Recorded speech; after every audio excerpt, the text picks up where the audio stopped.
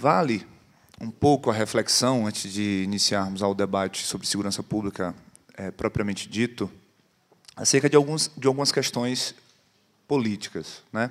Até porque nós estamos dentro do grupo de estudos de política do Movimento 2022 do Brasil que queremos. E, para quem não se lembra, há 30 dias, o governo federal tinha como meta a prioridade da reforma da Previdência. Muito dinheiro sendo investido nos veículos de comunicação para promover uma política de convencimento, tanto da população quanto dos parlamentares em geral, de que o Brasil faria a reforma da Previdência ou o Brasil quebraria. Há 15 dias isso mudou.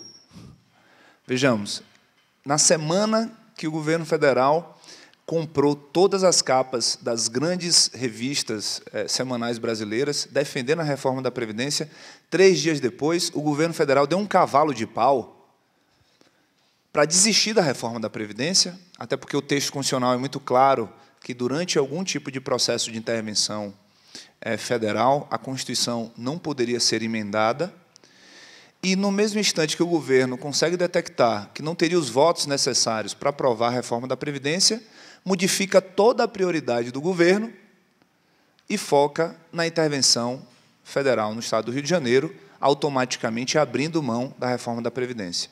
Então, do ponto de vista político, é interessante para a nossa reflexão observarmos como o nosso país não tem hoje um programa político sendo implementado. Até porque, vale dizer, que o governo que aí está não teve as suas políticas aprovadas diante de um regime eleitoral democrático chamado eleições.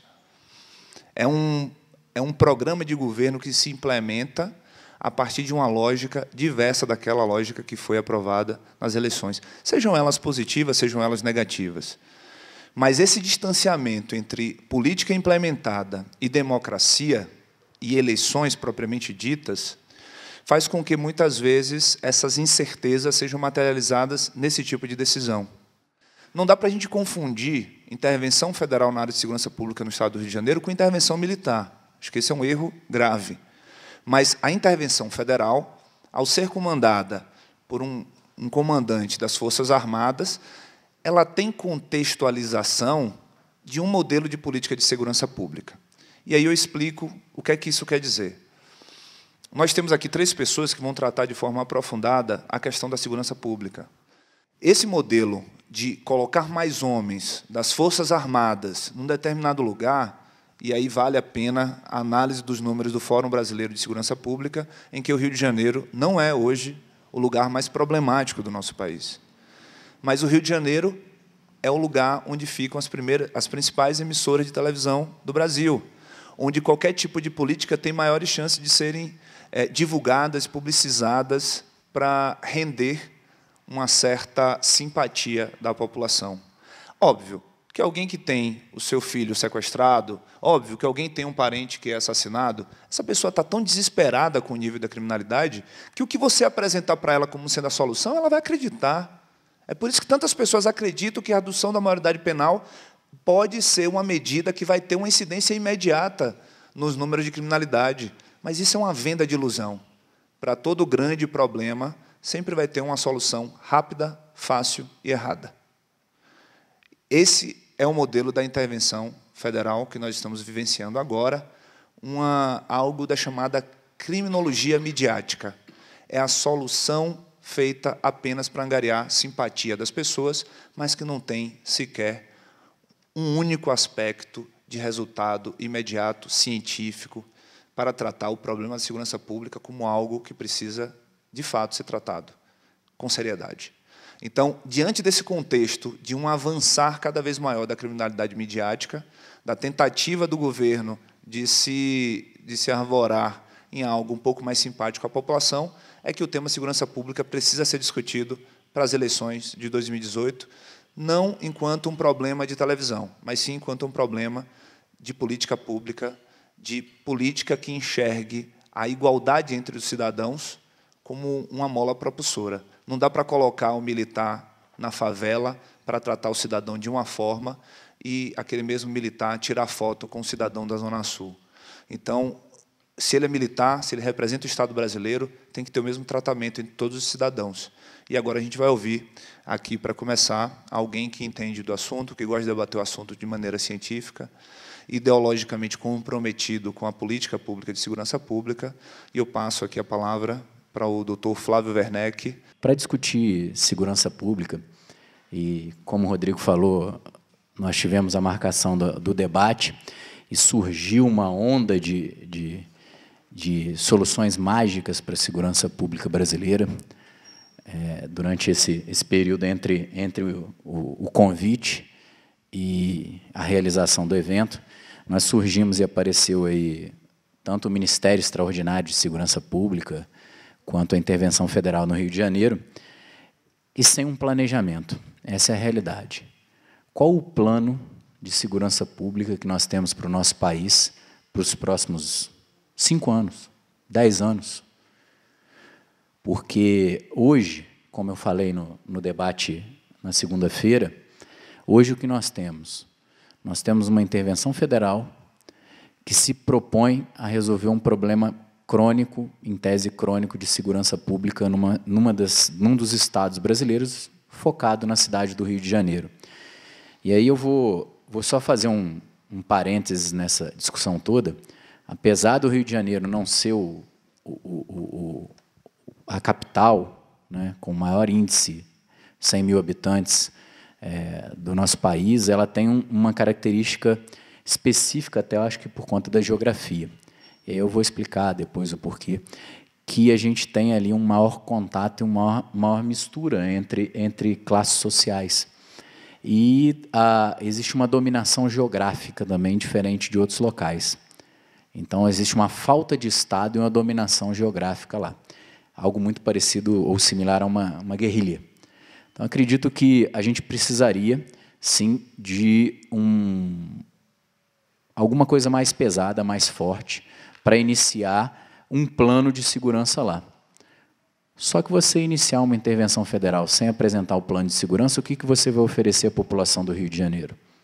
Você vai oferecer, a priori, até dezembro, um aumento substancial de pessoas que vão estar na segurança pública como a segurança pública presencial, como prevenção em tese, ou seja, a presença de militares lá, em tese, iria inibir, e vai inibir, sim, quem esteve nos grandes eventos aí no Rio de Janeiro, no Pan-Americano, na Eco 92, sabe que vai ter uma retração do número da violência em índices no Rio de Janeiro durante esse período, mas isso é óbvio.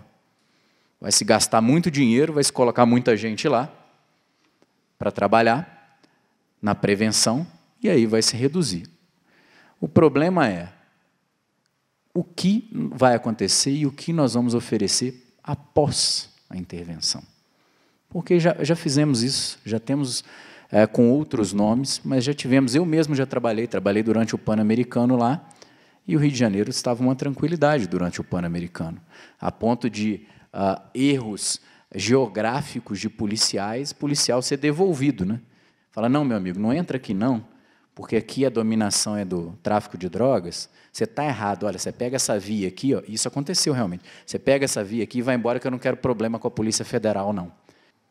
E aí, tecnicamente, didaticamente, eu vou dividir isso aí rapidamente para a gente entender em 4 estágios. Prevenção. O que nós estamos oferecendo de prevenção pós-intervenção?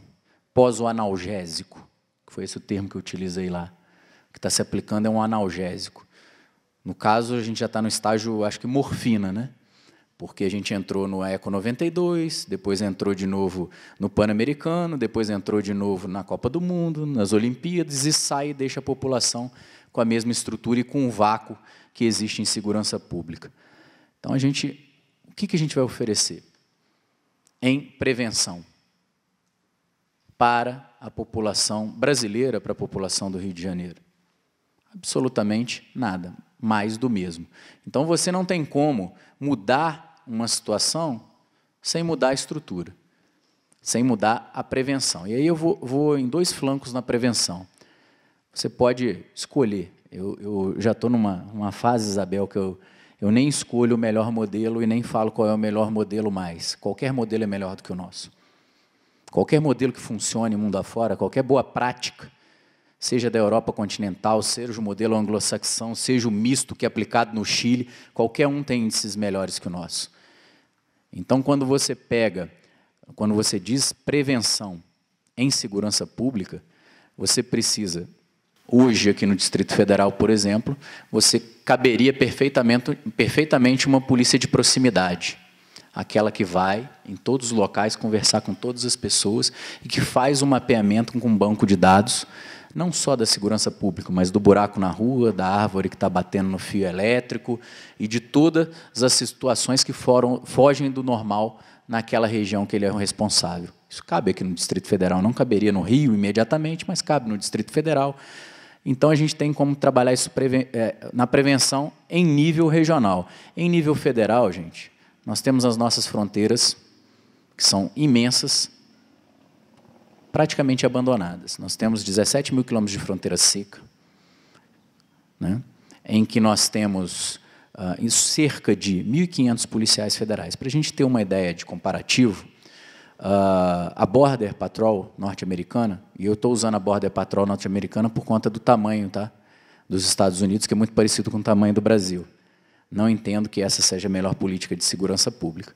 Mas a Border Patrol americana, que só faz segurança de fronteira seca, ou seja, fronteira com México e Canadá, ela tem cerca de 30 mil policiais. Então, nós temos 1.500 para 17 mil quilômetros de fronteira seca. E nós temos 13 países vizinhos, lá é México e Canadá. Ou seja, é México, para os Estados Unidos é México, né? Você pega as nossas fronteiras, quando a gente fala em fronteira, tem a fronteira marítima. Nós temos mais de 250 instalações portuárias autorizadas pelo ISPS, International Ship and Port Security, a fazer navegação de longo curso. Caramba, o que é isso, Flávio? Traduzindo, pode fazer navegação internacional, importação e exportação. Mais de 250 instalações portuárias no Brasil. O último número que eu vi estava em 258, autorizadas a fazer navegação de longo curso. Nós temos, contando com as reentrâncias, cerca de 8 mil quilômetros de fronteira com a África, né, de fronteira molhada, e temos cerca de 150 policiais federais lotados nos NEPONs, para cuidar disso aí. Menos de 0,6 policial federal por instalação portuária autorizada a fazer navegação de longo curso. É a fronteira que eu acredito que é a mais frágil hoje no Brasil. E nós temos a aeroportuária. Nós saímos daqui hoje, fomos ao aeroporto de Brasília, que é o segundo maior em voos internacionais do Brasil, passou o Rio de Janeiro, só perde para São Paulo. Nós vamos ter hoje, quarta-feira, cerca de 6 policiais federais para cuidar de uma entrada e saída de pessoas no país, o que é um número bem aquém do necessário. Isso sem falar na tecnologia, que poderia ser utilizada, por exemplo, o veículo aéreo não tripulado, que foi uma fortuna, que nós fomos contra a compra do veículo aéreo não tripulado à época, que é israelense, militar. Foi comprado por uma fortuna, cerca de 30 milhões de reais gastos, 1 milhão de reais para treinar os policiais federais, 8 policiais federais, cada um o custo médio de 1 milhão de reais em Israel, e o Vant está parado há 1 ano. Uma tecnologia que cada vez que ele voa, ele tem 36 horas de autonomia, e cada vez que ele está na tríplice fronteira brasileira, ele pega cerca de 1 milhão de reais em contrabando, descaminho, tráfico de drogas, tráfico de armas, valor estimado cada vez que ele voa. E não está sendo utilizado por falta de gestão. Então, a gente tem falta tecnologia, falta vontade política para investir em prevenção, e a gente não tem uma política de prevenção que é, em média, acho que a Isabel vai poder falar esse índice melhor do que eu, em média 10 vezes mais barato do que o pós-crime cometido. E aí o nosso investimento é no pós-crime, né? O Brasil fez existe uma proposta, desde a Constituição Federal, 30 anos da Constituição Federal esse ano, né? Existe uma proposta de todos os governos de investir no pós-crime cometido, e não investir em prevenção. E vamos ao pós-crime, então. Segundo item, saímos da prevenção, esse é diagnóstico-prevenção, vamos para a investigação, que é o primeiro passo do pós-crime. Nossa investigação é pautada no inquérito policial. Inquérito policial é um desvio burocrático, é um caderno que deveria ser administrativo e que é, hoje, caracterizado por ser judicialiforme. O que eu quero dizer? Traduzindo, se puxa atos que deveriam ser feitos pelo judiciário para dentro do inquérito policial, que deveria ser célere, desburocratizado, eficiente, rápido. Por quê? Porque quando se comete um crime, a grande maioria dos crimes, a gente tem que fazer um comparativo com um produto perecível. Quanto mais tempo você demora a iniciar uma investigação, mais difícil fica você buscar as provas daquele crime. Então, você vê em filmes, em seriados, Netflix, etc., que as polícias mundo afora, elas vão ao local do crime, né? O que acontece? O policial mais próximo inicia a investigação pós-crime imediatamente, pós-crime cometido de forma imediata. No Brasil, não. Alguém já foi furtado aqui? Já? Chamaram a polícia? Não, né?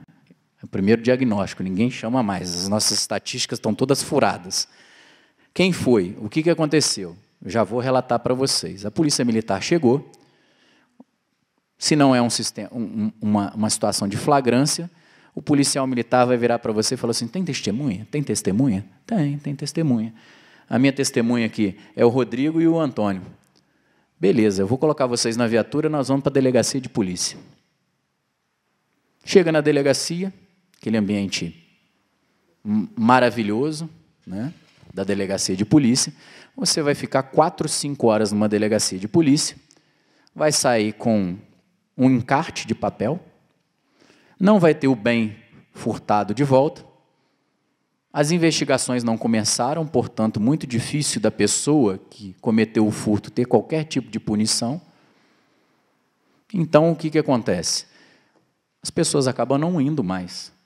E aí eu vou ser bem direto. Se me roubarem um celular, ou se me furtarem ou roubarem um celular hoje, eu vou à empresa de telefonia. Vou gastar uns 300, 400 reais, vou sair com o telefone funcionando em 15, 20 minutos.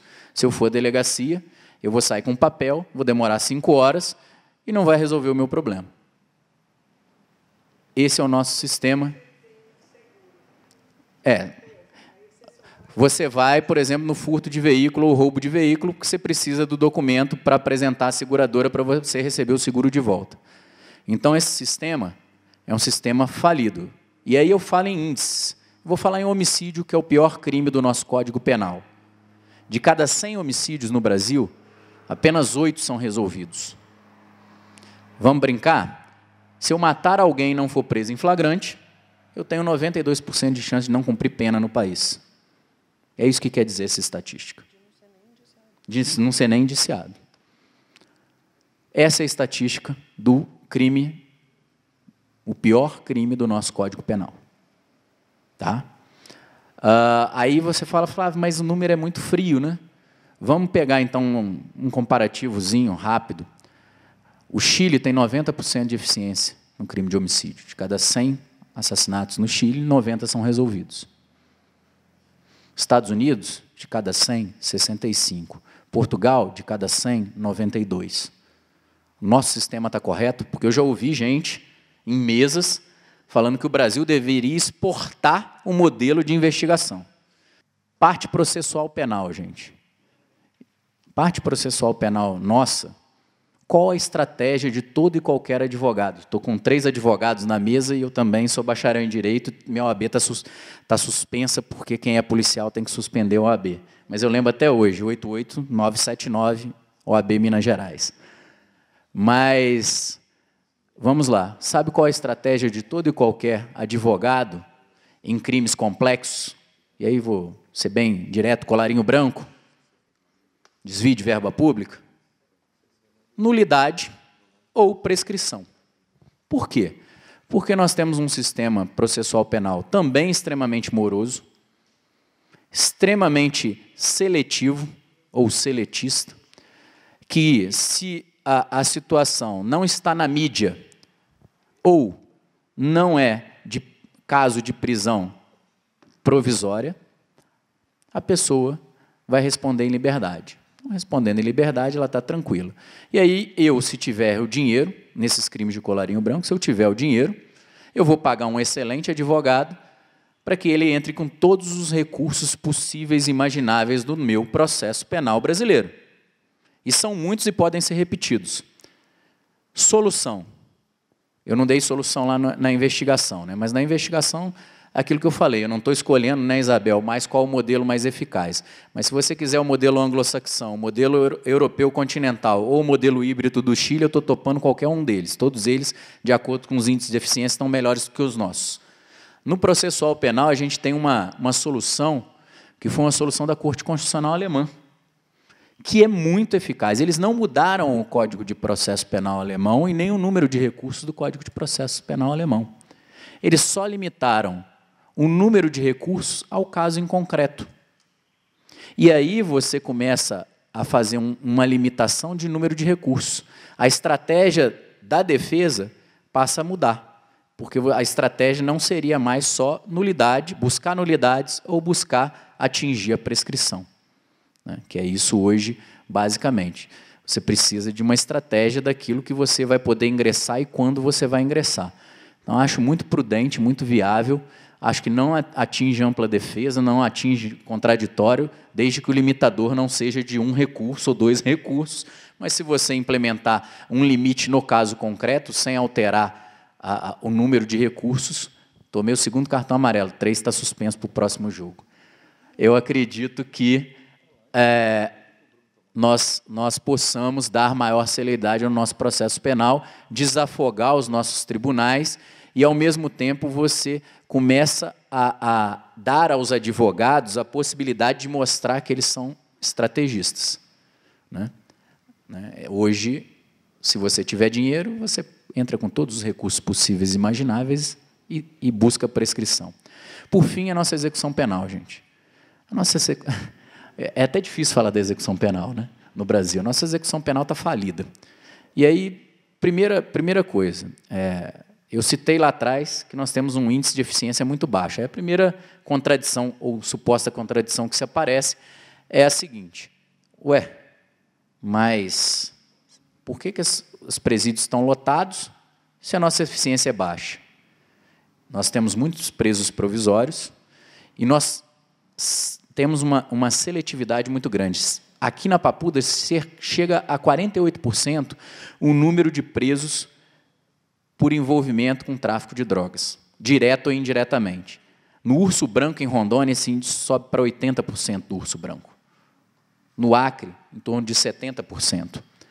Então, a gente tem um índice muito elevado de encarcerados envolvidos direto ou indiretamente com o tráfico de drogas. Essa é a realidade dos presídios brasileiros. E mais do que isso, nós temos uma situação de falta de cumprimento do próprio Lei de Execuções Penais, da LEP. Por quê? O Brasil resolveu assumir que existem, o Brasil, enquanto Estado, assumiu que existem organizações criminosas e divide os presídios em 14 estados, pelo menos em 14 estados, ele divide os presídios em alas por organização criminosa. Ou seja, eu vou ser preso, vou ser conduzido à Papuda, e na Papuda a pergunta que vai me ser feita não é o crime que eu cometi, se é de pequeno potencial, se eu sou um criminoso perigoso ou não. É qual a sua organização criminosa. E aí eu vou ser recrutado, virou RH, né? Nossa execução criminal virou RH das organizações criminosas. Porque desde o bandidinho, do coitado do cara que furtou um pote de manteiga até um homicida serial, eu vou colocar eles de acordo com a organização criminosa. RH das organizações criminosas. Eu estou fomentando, dando a material humano para as organizações criminosas. E aí eu não sei se vocês conhecem, mas a Isabel conhece muito bem, o Antônio tenho certeza que deve conhecer também. Em todos os presídios brasileiros muda o nome, tá, gente? Mas o fato é, existe o Cantinho do Céu. O Cantinho do Céu hoje. Antigamente, na época que eu estava no Acre, o Cantinho do Céu eram os criminosos sexuais, o pessoal que tinha alguma doença, principalmente AIDS. Hoje mudou. Hoje são os criminosos sexuais e aqueles que não escolhem lado, que não participaram do RH, da triagem do RH. E são os primeiros a morrer. Quando tem a rebelião, vocês podem pegar a ficha de quem morre. A grande maioria é quem estava no cantinho do céu. Por quê? Eles matam, as organizações criminosas matam aqueles que não têm a proteção e eles mesmos utilizam o termo.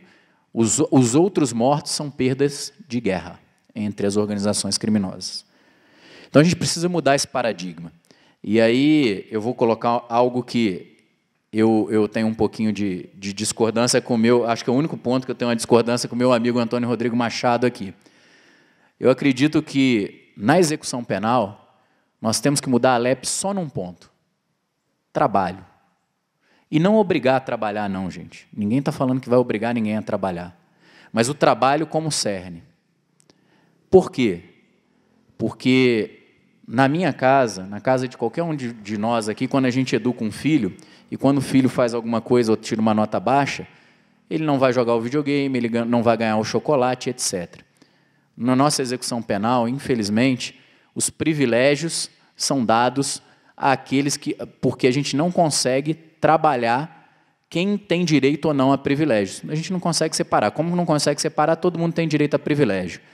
Então, todo mundo tem direito à visita íntima, todo mundo tem direito a saidão, todo mundo tem direito à progressão de regime, e eu acredito que esse é o ponto, para a gente tentar, porque essa balela de recuperação hoje com a nossa execução penal é mentira. Nós não vamos recuperar ninguém com a nossa execução penal hoje, existente. Então, se a gente colocar a opção dele e der realmente uma opção de trabalho, falar, você vai trabalhar, você vai ter progressão de regime, você vai ter saidão, você vai ter sua visita íntima. Se você não trabalhar, opção sua. A ala de quem não trabalha é aquela ali e você não vai ter absolutamente nada. Você vai cumprir a sua pena de forma integral. E por que eu falo isso? Porque eu acredito que a gente tem que ter um sistema, primeiro, que seja verdadeiramente para reintegrar. E se você não oferecer uma oportunidade dessa pessoa trabalhar e ter um dinheiro na hora que ele sai do presídio, se ele não tiver um centavo na hora que ele tiver sair do presídio, o que vai acontecer é que muitas das vezes ele vai voltar a delinquir. E nesse sistema, que é um sistema muito parecido também com o sistema alemão, você oferece para ele um trabalho, você treina ele, oferece a ele um trabalho, se ele topar, ele vai trabalhar, vai ter um dinheirinho depositado na conta, quando ele sair, ele pelo menos tem um dinheirinho ali. Ele não vai mexer naquele dinheiro e vai ter um dinheirinho ali. Então, acredito que a gente possa, eu falei das 4 fases aí, dividir para ficar didático, acredito que a gente possa evoluir. Acredito que a gente tem muita coisa para conversar, mas eu já terminei meu tempo, senão eu tomo cartão vermelho aqui.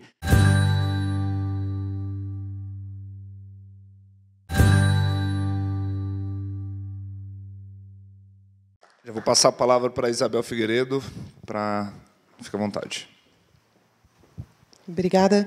Bom, obrigada pelo convite. É muito legal eu poder estar aqui batendo papo com vocês. Gente, eu vou começar circunscrevendo um pouquinho a minha fala e vou justificar o porquê disso, né? Eu acho que com a questão da intervenção e agora essa semana com a questão do Ministério, tem algo que está acontecendo que se, por um lado, isso proporcionou esse tipo de debate, embora esse tenha sido particularmente agendado antes, mas, enfim, tá pululando aí os debates sobre segurança pública. Por outro lado, eu acho isso um pouco preocupante à medida em que desvia um pouquinho o foco da discussão da segurança pública sobre o cerne aí principal da pauta, que é, afinal, o que a gente quer nesse país no que diz respeito à segurança pública. Então, está acontecendo um movimento que, óbvio, não podia deixar de ser. O Flávio falou sobre a importância das emissoras de televisão na geração das crises, né? Então, não podia deixar de ser. O país está discutindo o Rio de Janeiro e a intervenção no Rio de Janeiro, que é super importante, que a gente tem muito o que falar,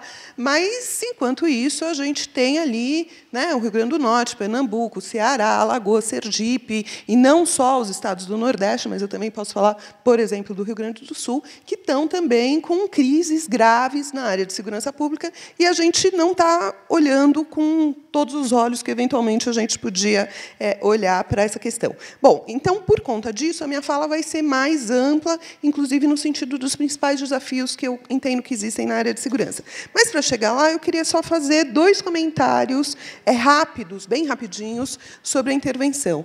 Acho que, para mim, enquanto eu fico oscilando, a minha carreira ela é gestora, pesquisadora, eu fico oscilando o meu lugar de fala, mas, seja em um, seja em outro, para mim é muito importante me colocar a respeito do meu posicionamento sobre essa intervenção.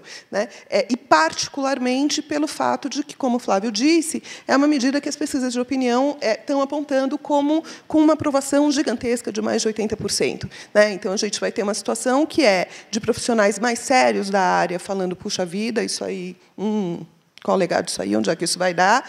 Especialistas, estudiosos, gestores de segurança falando, isso não parece bom, mas, simultaneamente, 80% da população falando, ufa, ainda bem que veio essa intervenção. E isso eu acho que já é uma coisa muito importante para a gente pensar. O Flávio me traça aqui um bom caminho, que é a coisa chegar numa situação tal que, em última instância, e eu fico pensando isso sempre quando eu penso nesse índice de aprovação, precisava uma resposta. Quando a gente fala de 80 e poucos % de aprovação da intervenção, eu não leio isso como 80% de aprovação da intervenção, mas sim do finalmente alguém fez alguma coisa. A intervenção em si me parece um mecanismo equivocado, desnecessário, particularmente nesse momento, por conta de todo o contexto político que o Rodrigo traz. Eu acho que foi uma jogada importante ali que o governo fez para desviar, e com muito sucesso, para desviar os focos aí da imprensa, mas, de fato, não me parece razoável, por uma série de fatores, eu elencaria os 2 principais. Primeiro, porque a gente não vê nenhum potencial de legado dessa intervenção federal. Acho que o Flávio fala um pouco nisso, quer dizer, ok, fica lá até dezembro, satura de militares e de policiamento o Rio de Janeiro, e, depois disso, o que fica? Essas operações de saturação não são sustentáveis, são caras, implica cancelamento de férias, de folga, enfim, é algo que não tem como ficar durante um longo tempo no terreno, e a gente não tem indicativos de outras coisas sustentáveis que estejam sendo boladas.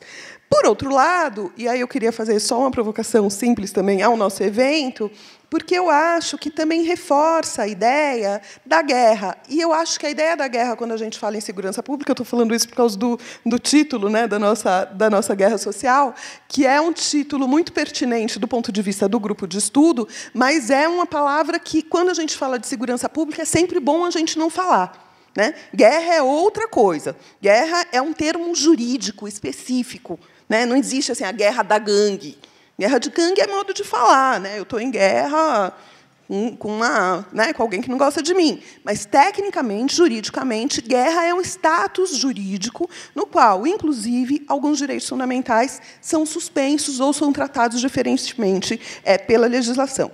Estou dizendo isso porque, quando a gente reforça o discurso da guerra do Rio de Janeiro, a gente acaba abrindo aí espaço para uma série de flexibilizações e ataques até a direitos fundamentais que não fazem o menor sentido, à medida em que, quando a gente está falando de intervenção federal, a gente está falando de uma medida séria, mas, durante a vigência da qual, nossa Constituição segue lá, firme e forte, não tão forte, ela não é exatamente uma Constituição muito forte, mas, enfim, segue lá do jeitinho que ela sempre teve, e a nossa legislação também. Então, eu fico muito preocupada quando eu vejo, como hoje, por exemplo, saiu no UOL, uma matéria sobre os militares podem atirar para matar, e aí o cara, sem ouvir seu ninguém, com base num livro de um general, faz uma matéria inteira dizendo que um policial é autorizado a atirar para matar para manter a posição, por exemplo. Coisa que, no caso da nossa legislação interna, não existe. O nosso regramento de uso de força é outro, exatamente porque a gente não está falando de guerra.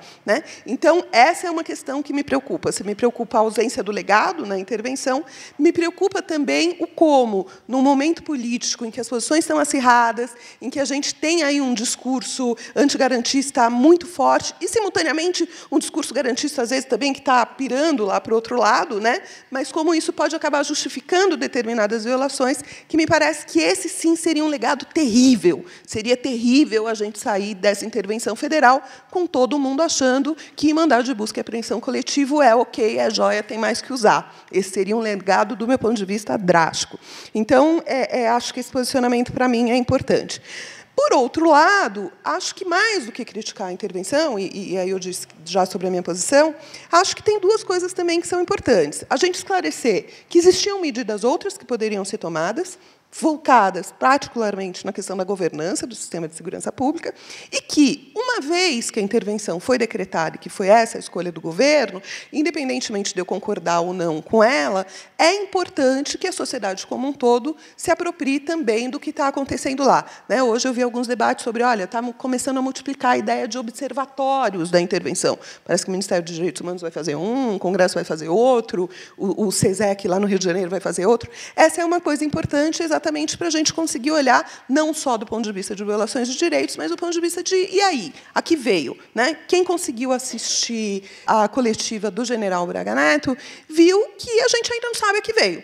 Quer dizer, a gente tem lá, num primeiro momento, ele pego de surpresa, sem um plano de ação, sem um plano de operação. Ok, não dá para criar numa madrugada, mas, passados 10 dias, ele próprio convoca uma entrevista coletiva, e, nessa entrevista coletiva, de novo, a gente sai de lá sem saber exatamente o que se pretende nessa intervenção do Rio de Janeiro. Então, acho que a sociedade, como um todo, tem que estar de olho nesse sentido de que é isso. Intervenção no nosso sistema jurídico não é uma brincadeira. Quebrar a autonomia de agente federado é uma das medidas mais graves que podem ser feitas dentro do nosso ordenamento jurídico. Ok, fizeram. Então, a gente precisa saber por quê e para onde veio.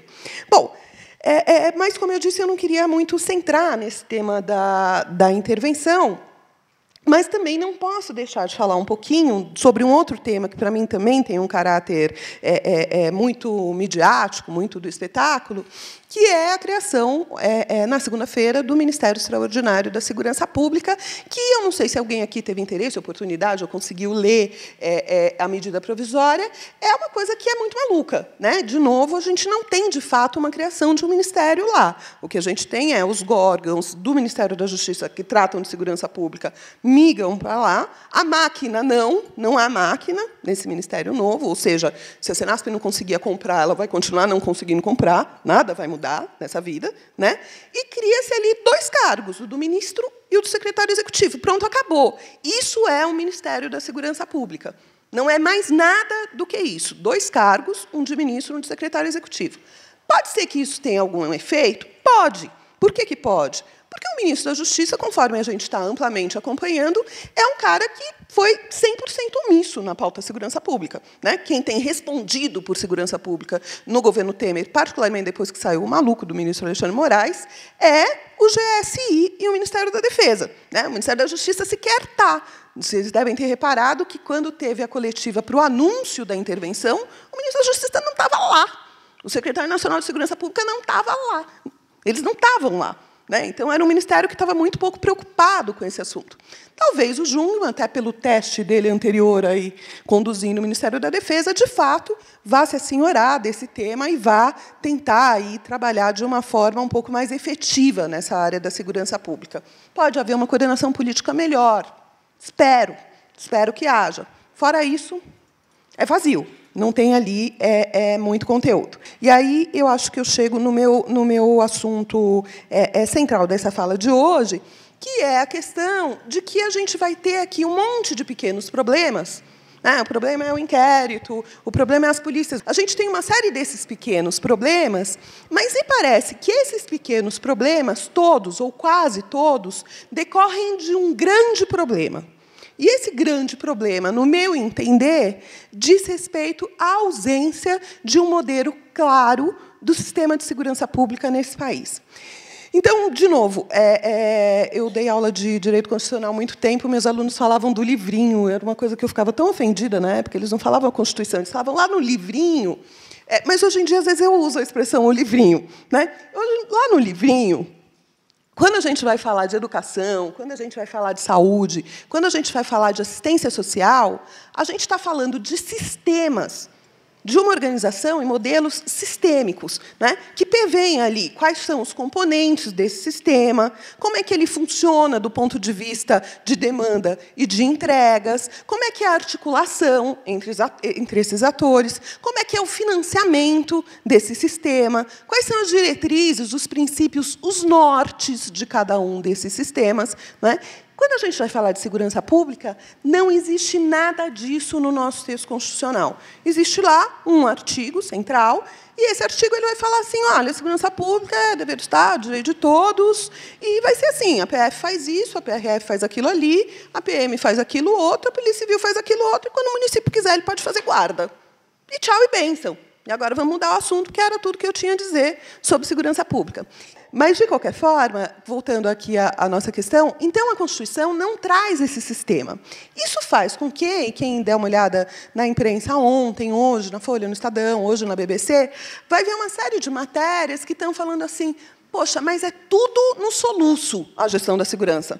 Vem um governo, faz um plano, muda o plano quando vem o próximo. Estava indo bem, chegou o outro, faz de outro jeito, né? Isso acontece, gente, hoje, inclusive, com governos que são governos, acho que o Flávio também mencionou isso, governos que são sequenciais, continuação de governo, né? Então, você vai pegar lá o governo Lula, que tem uma grande pauta, que era o Pronace, que tem uma série de equívocos, uma série de problemas de governança, etc. Mas, pô, emplacou, inclusive, do ponto de vista de mídia. As pessoas ouviam, sabiam o que era o Pronace, né?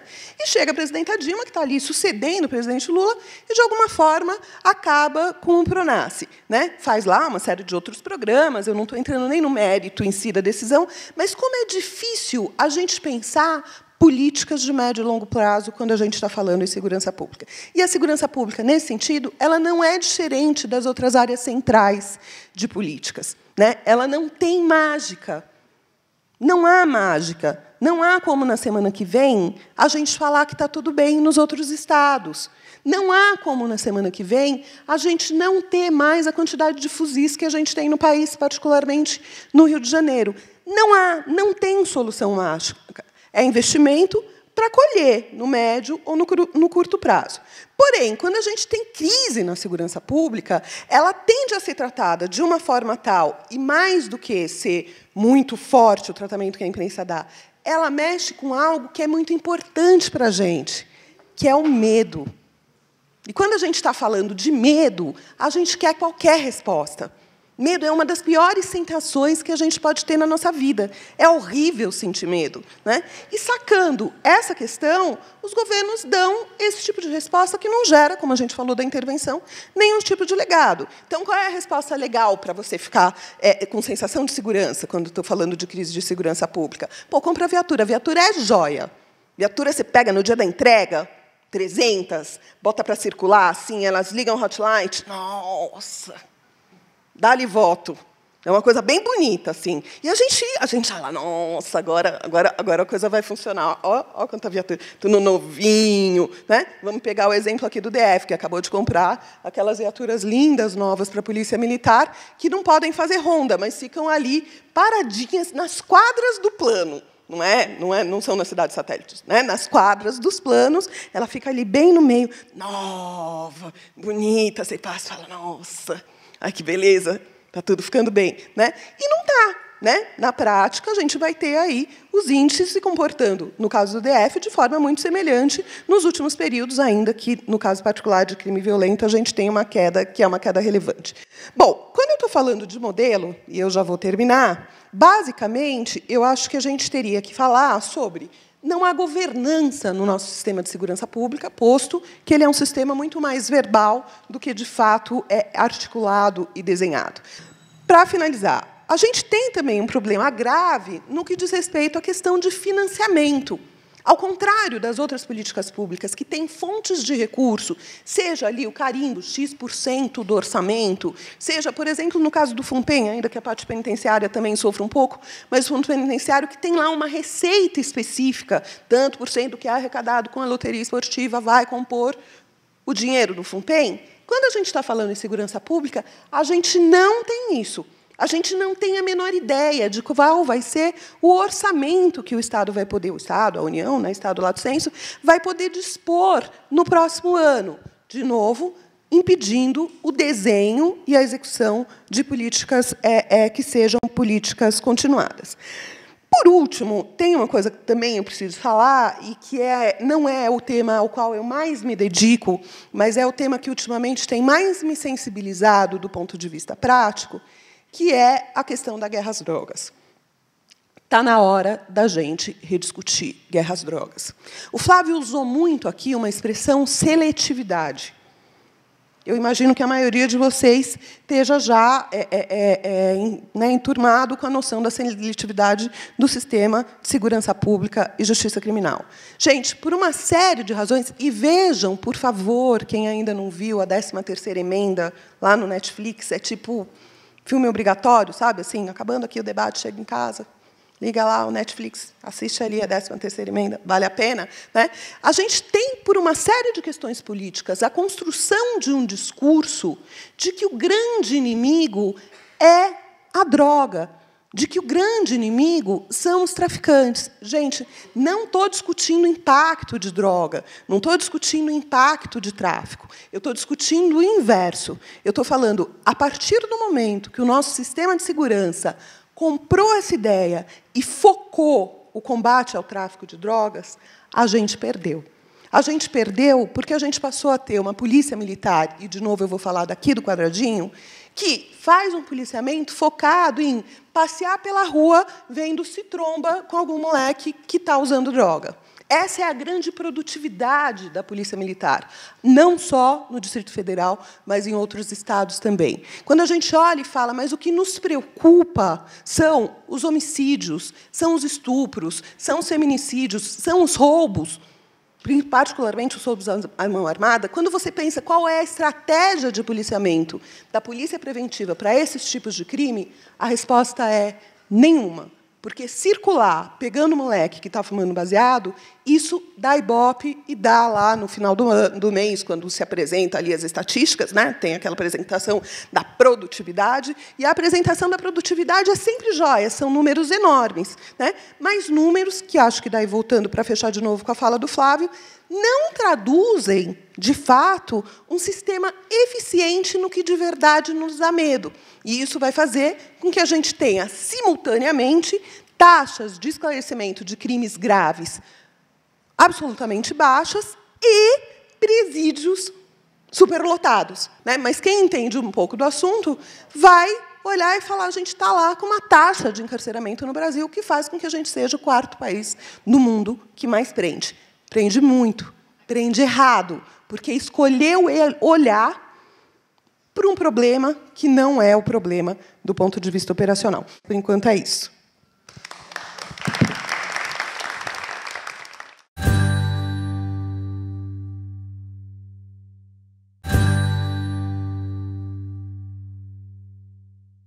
Doutor Antônio Teixeira. Eu, na verdade, estou socializando com vocês uma reflexão, tá? E é uma reflexão que pretende olhar para a segurança pública a partir da perspectiva daqueles que são, há muito tempo, as vítimas da política de segurança pública, e não sujeitos de direitos, pelo menos política e socialmente vistos enquanto tal. E eu estou falando especificamente da população negra no Brasil, né? Portanto, eu pretendo fazer isso à luz da questão racial e da ótica racial. E segurança pública, a gente sabe, é território das respostas repetidas, né? Intervenção é atual, mas é velho ao mesmo tempo, né? Tem mais de 20, 30 anos que a gente vem convivendo com intervenções pontuais no Rio de Janeiro. E o Rio de Janeiro não é o palco de intervenção apenas pela sua topografia ou pelo grau de organização.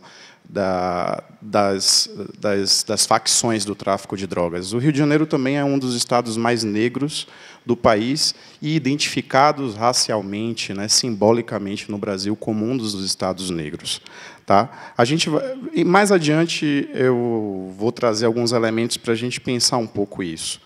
Mas, basicamente, eu quero pensar a segurança pública tentando descer um pouco mais a camada da nossa análise e pensar isso à luz de uma história. Então, eu gostaria de socializar com vocês a história de um menino, de uma criança. Tá?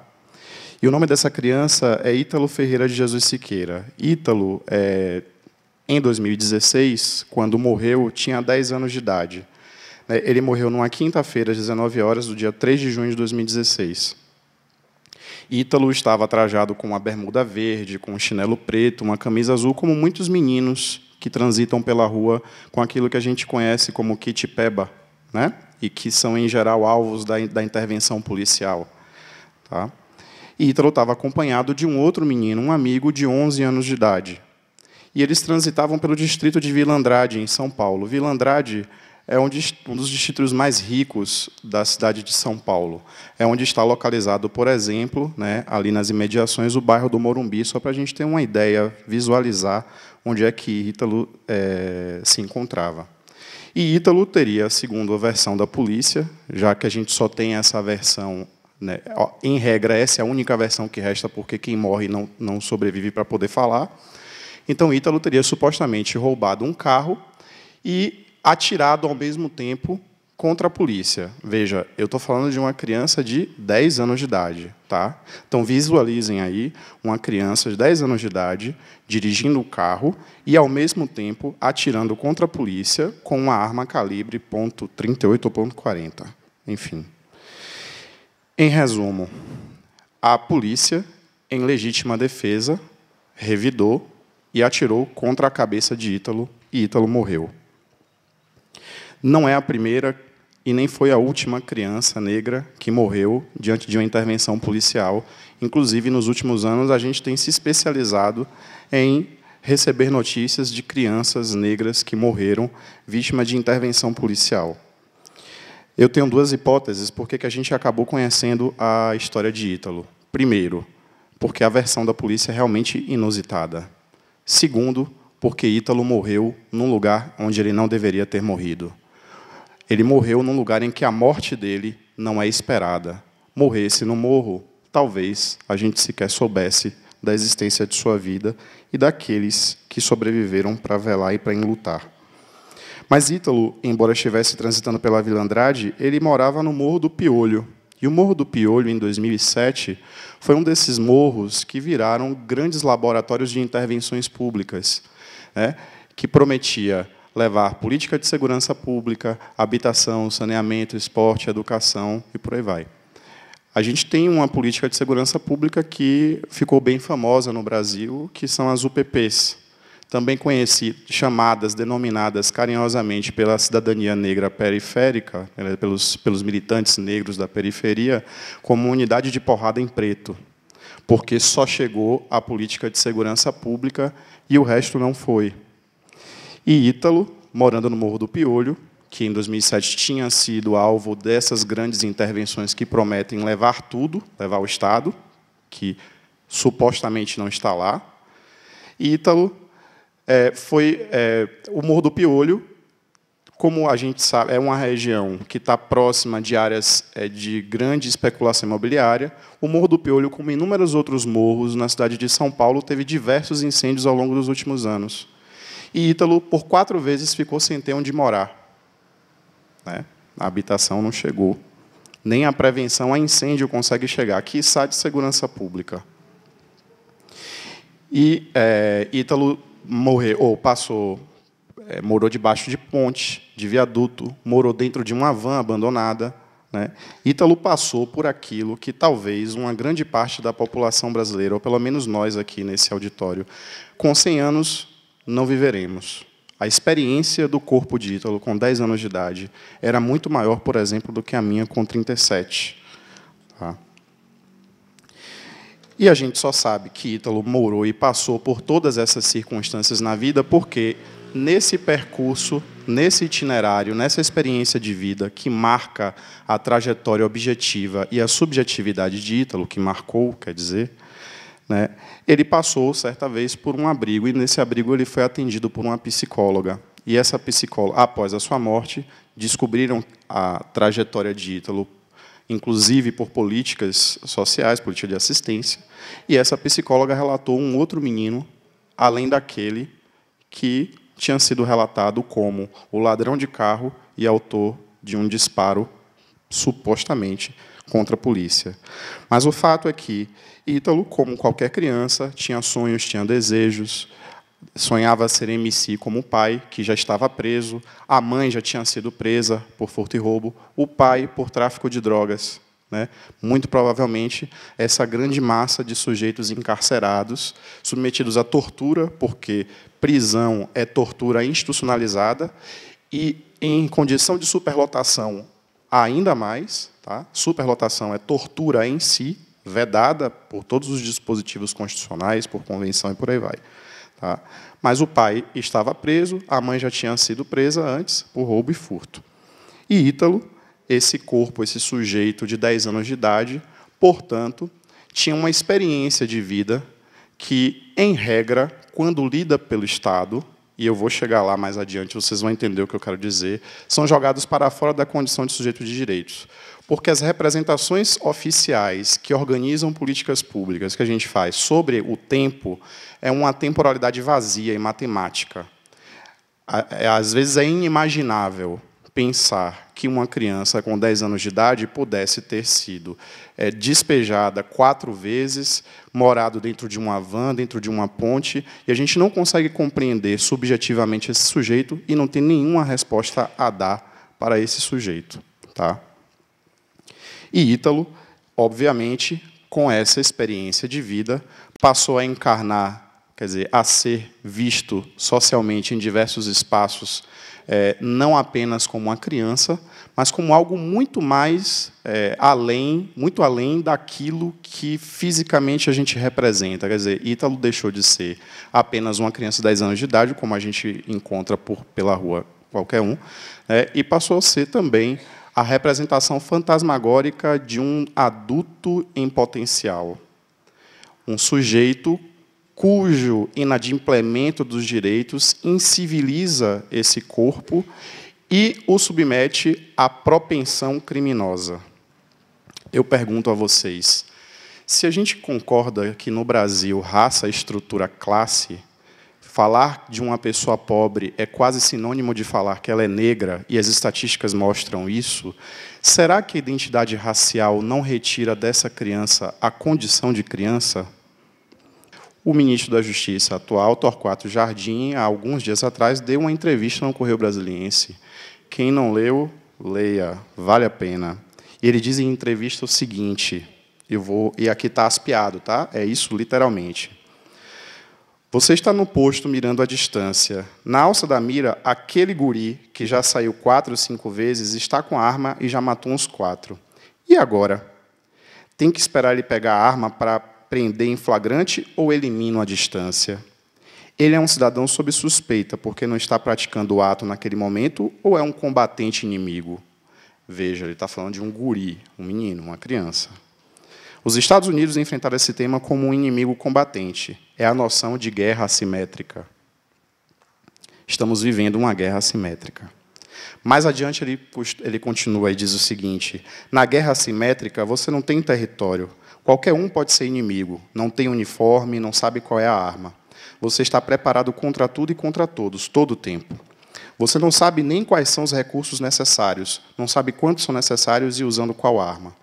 Quantos eu preciso para a Rocinha? Rocinha. Não sei. Como você vai prevenir aquela multidão entrando e saindo de todas as 700 favelas? Tem 1,1 milhão de cariocas morando em zonas de favelas, de perigo, ele continua. Desse 1,1 milhão, como saber quem é do seu time e quem é contra? Não sabe. E ele prossegue. Você vê uma criança bonitinha, de 12 anos de idade, entrando em uma escola pública. Não sabe o que ela vai fazer depois da escola. É muito complicado.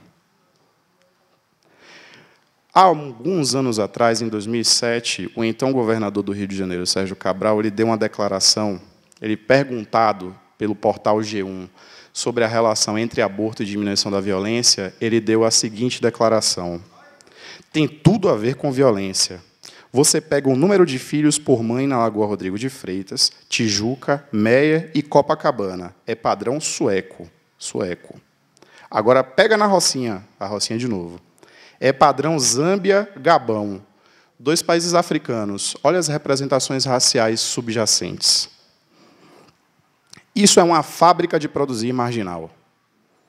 Sérgio Cabral, em entrevista ao G1, no dia 22 de fevereiro de 2007, replicando tese difundida nos Estados Unidos, que uma parte do pensamento mais conservador reacionário norte-americano realmente acredita que, legalizando o aborto, você diminui os índices de violência. Ele estava defendendo a legalização do aborto para resolver o problema da violência no Rio de Janeiro, em resumo.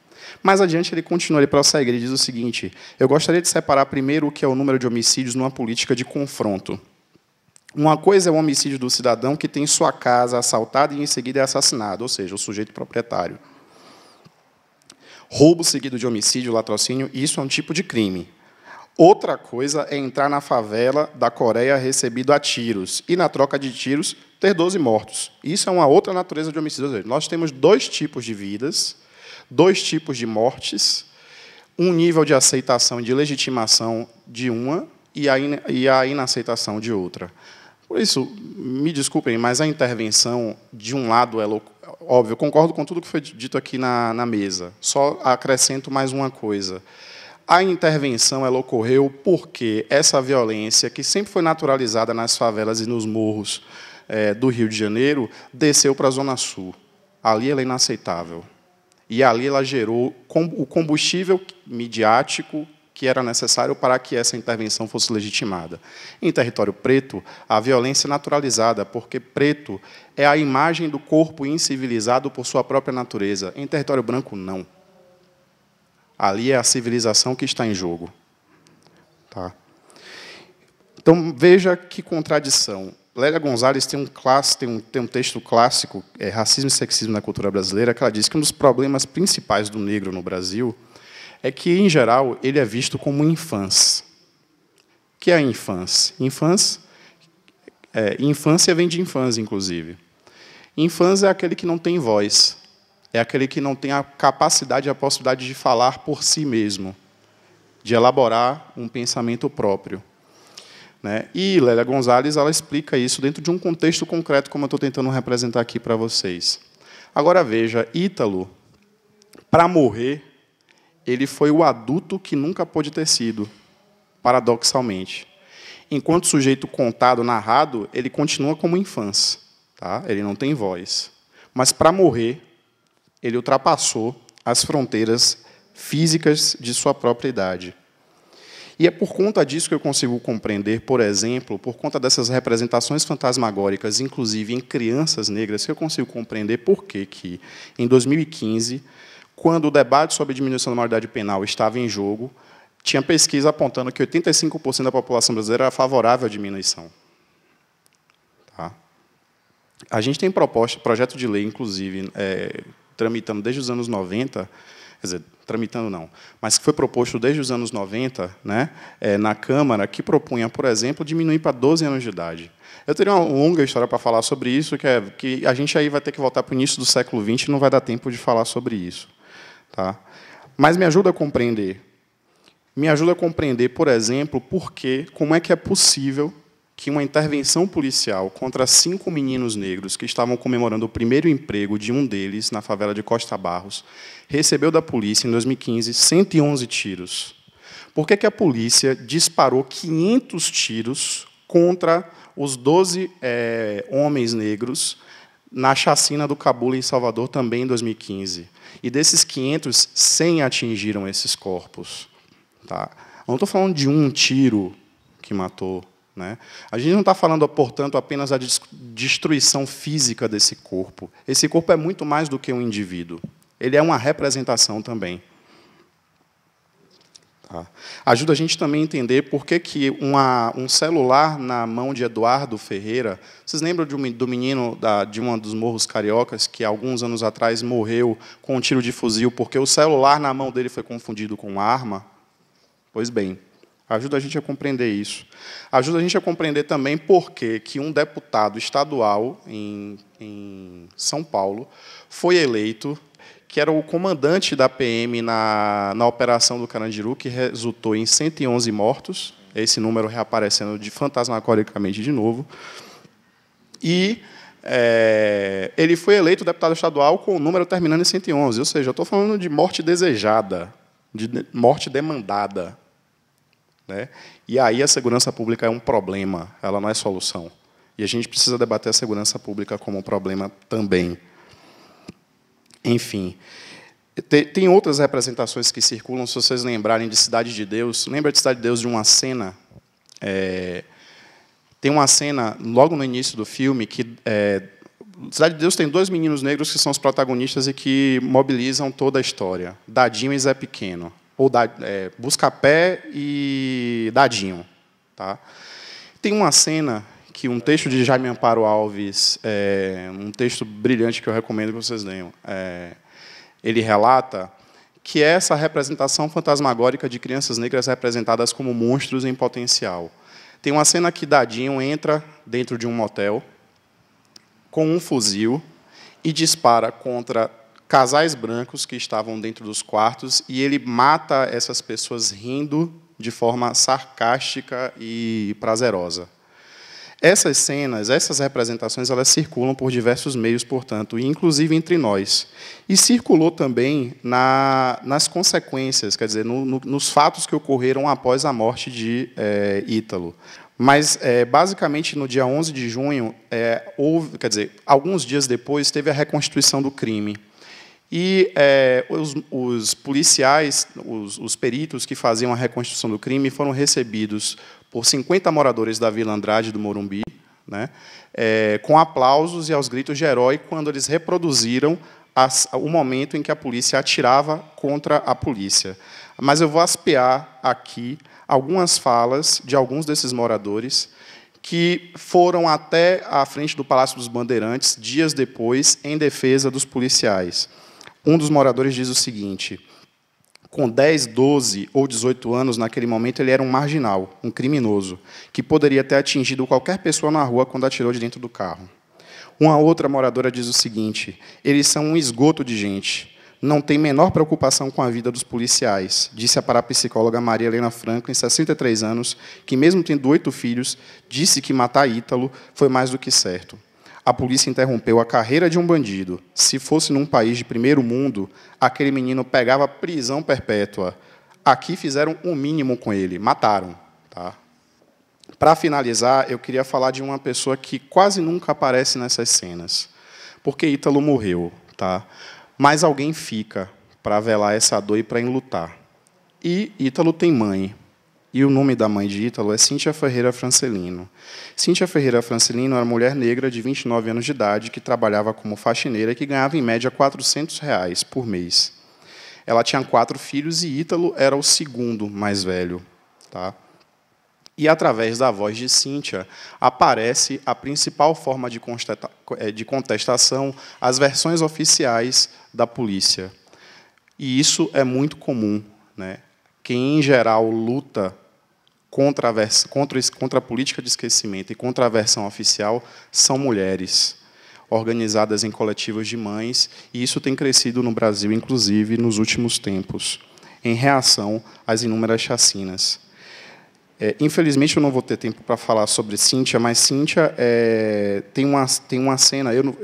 Isso aqui, tudo que eu estou falando para vocês, é um texto que vai ser publicado em breve, então vocês vão ter acesso. Mas Cíntia era algo que eu queria ter um pouco mais de acesso, mas eu não fui fazer pesquisa de campo, então eu tenho pouca coisa a dizer. Mas eu acho que tem uma cena final que comunica muito. E aí eu encerro a minha intervenção. Cíntia foi, pela última vez, vestir o filho. Ela estava na sala do ML e a reportagem chegou. E Cíntia é retratada nessa cena de forma muito simbólica, né? Ela com os lábios trêmulos e uma mão apertada sobre a barriga. Militantes feministas negras costumam dizer que, quando um menino negro morre, úteros são arrancados. Tá? Portanto, não é só uma criança que morreu. A gente está falando também da violência direta contra mulheres. Eu nem arrisco a dizer que é indireta, é direta. Tá? E Cíntia aperta a mão contra a barriga e pergunta ao jornalista se ela corresse, se ela conseguiria colocar o policial que fez aquilo na cadeia. Após mais de 4 horas de espera para vestir pela última vez Ítalo, ela sai da sala do IML, né? Saiu cambaleante, os lábios tremendo e as mãos novamente apertando a barriga. E ela diz: "Me ajuda, moço", disse e cai no chão. Cíntia Ferreira Francelino reapareceu de novo nos jornais no final do ano. E ela tinha sido mais uma vez presa, acusada de roubo, no dia 23 de novembro, apenas 3 dias após o Dia da Consciência Negra. Muito obrigado.